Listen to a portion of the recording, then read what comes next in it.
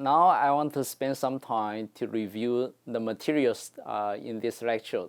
所以呢，我们现在来回顾一下我们在这一章里头学了什么东西。一刚开始的时候呢，我们用最简单的一个 scattering configuration， 也就是 normal instance， 垂直入射的状况。所以想象这是第一个物质，这是第二个物质，然后它们都是介电物质。那当然，第一个物质可以是真空或者是介电物质，第二个物质也是一样。那在这种状况之下呢，你有一个这个波打过来，会有部分穿射，部分反射。那我们从这个最基本的边界条件上头呢，算出这个 reflection coefficient， 也就是你的 reflected amplitude 除以你的这个instant amplitude 的话，那这个 ratio 这个比值叫做 reflection coefficient。那我们算出这个结果。但是呢，如果说我们在讲的是光学里头的应用的话，经常喜欢用折射率，所以我们可以把这个 intrinsic wave impedance 换成折射率。但是注意到这里头的这个假设呢是这个物质呢是非磁性物质，那这个假设对大部分的应用来讲是正确的。好。那同时呢，这个能量守恒告诉我们说，打过来的能量要等于这个穿射的能量加上反射的能量。所以based on this 的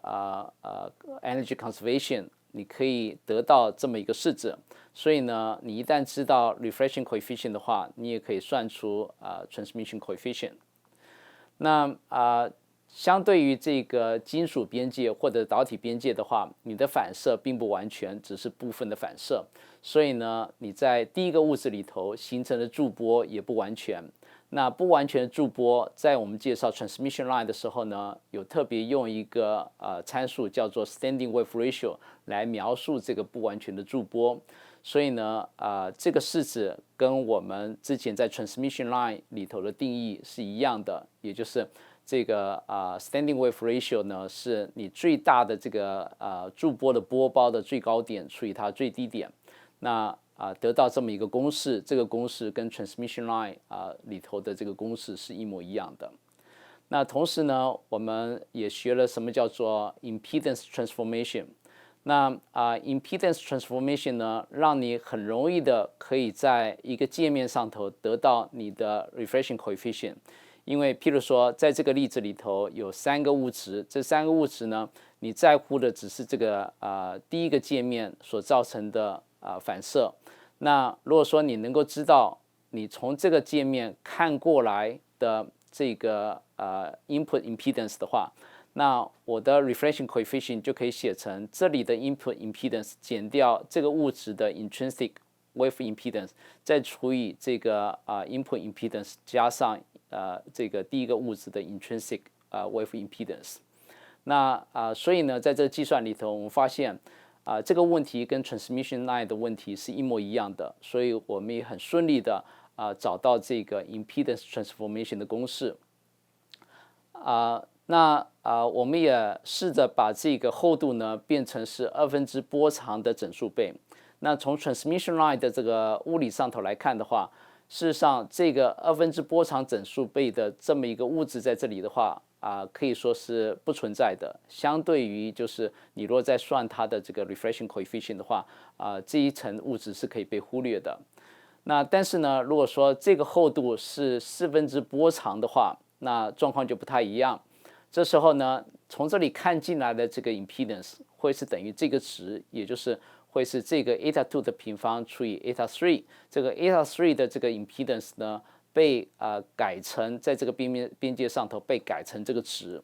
那这个结果呢，可以拿来做一个很重要的应用，因为有时候呢，当你有2个物质放在一块的时候呢，这个边界上头会产生反射。但是你如果在这中间放进一个物质设计成适当的这个厚度，或是还有适当的这个 eta2 的时候呢，你可以形成一个抗反射的镀膜。所以呢，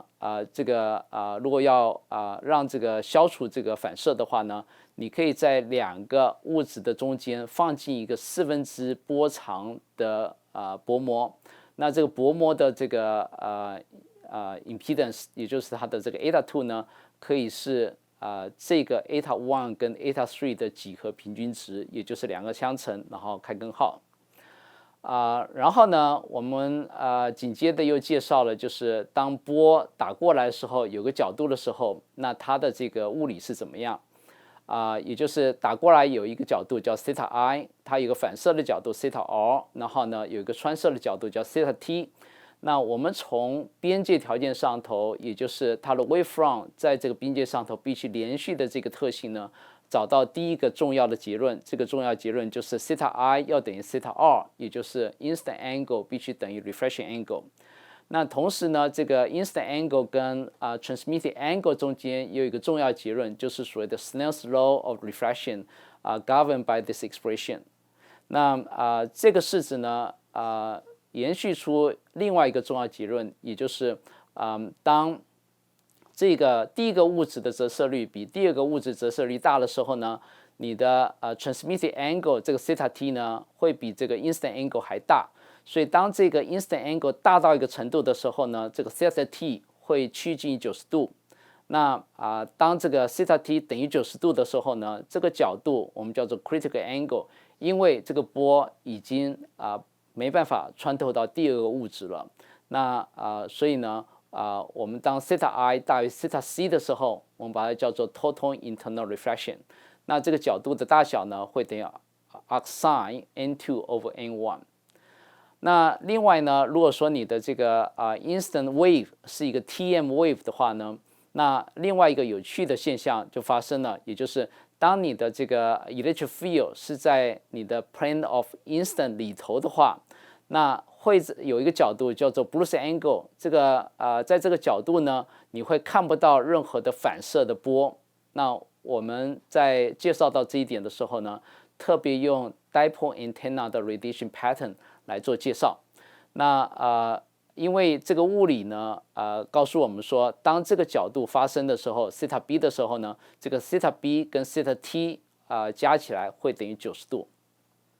好，最后呢我们做了一个这个反射率的比较，也就是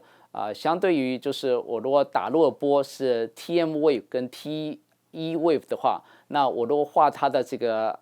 power reflection coefficient 或者是 reflectance versus instant angle 的话呢，我会出现这两条线。这一条线呢是 TM wave 的这个线，这一条线呢是入射波是 TE wave 的线。那各位可以看到，就是如果是 TM wave 的话呢，这个 reflectance 呢在 Bruce angle 会掉到0的地方，但是呢 TE wave 不会掉到0的地方。那在我们介绍的时候呢，也有介绍到，就是你如果把这个 n1、n2 的值反过来变成 internal reflection 的时候，注意到在这个 internal reflection 的时候呢，还会出现这个全粉色的现象。所以这个是这个章节里头几个重要的这个重点希望大家能够理解，谢谢。